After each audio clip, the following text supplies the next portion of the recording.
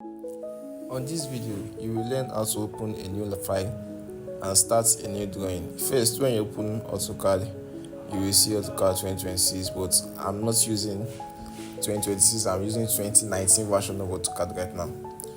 Once you start AutoCAD, you will notice the recent documents. Recently open are available in this part. Learning is also there. When you open the software, the learning, once you click on it, you will find tips and video. Once you click on the learning, which is not even here, but you will see it later though.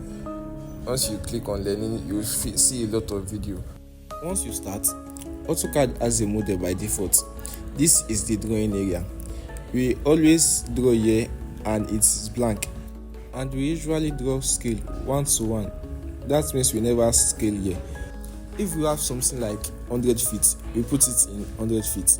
If it's 1 inch, we put it in 1 inch. One more thing you should know is the customization. Everything that is turned on here, you should also turn it on, which should include the quick properties, the isolate objects, the unit, annotation monitor, the workspace switching, the annotation scale, the auto scale, the annotation visibility, and the 2D object snap. That's important.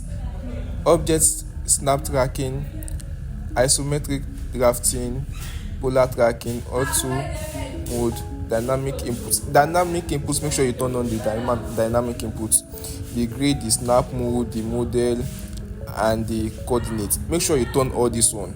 Now back to this blue button that is down here. Make sure all this blue, the OS mode, OP mode, the quick properties is turned on. The show annotation object is also turned on. The object snap is also turned on. The object snap tracking also turned on. The auto mode, dynamic mode, all those blue are also turned on in their own software AutoCAD version. Make sure they are turned on. Don't forget to subscribe for episode 2.